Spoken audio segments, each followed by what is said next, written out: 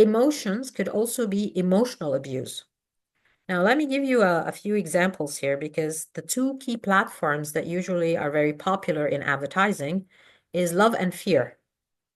Basically, these are, I would say, the most powerful human emotions, and they can be broken down into variations of stuff. I mean, we can talk tons of time on this one. So you could be empathetic, you could feel that you're progressing in your life, there's bonding, elevation. It's all very positive around that area of love. And then fear, you could feel guilt, judgment, resentment, avoidance, and so forth. And it's negative. Now, think about the one on the right hand is an example of a charity organization in Egypt called Orman. So the narrative in this, all the advertising is around literally pointing fingers at the audience and saying, "You have food, other people don't." I mean, I'm literally saying, word for word, something like that. You have, a wardrobe with warm clothes, and I don't. Something like that. Yeah. So it's kind of in your face guilt. It's not really the way to push charity. I don't think so. Because I mean, if you're a charitable person, you only need a clue where you can, donate and believe in the cause. But it's very guilt trip kind of thing. It does not show you the positive side or what your money or donation can do versus, you have and other don't. Detoll, and I'm not talking about COVID, but they have always had this platform around bacteria.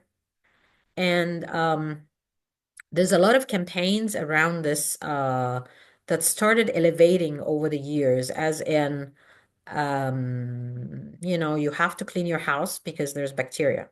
And then the bacteria gets your children to get sick. And I think actually at some point there was a campaign in Egypt that literally said they're gonna die, and it was pulled off by the ministry. Uh, It was just one copy and one run. It was really very pathetic.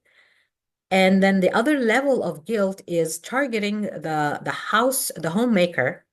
I think it was Mona Zaki, a famous celebrity, where they were saying in the narrative something around you're responsible for the choices you make on behalf of your, family.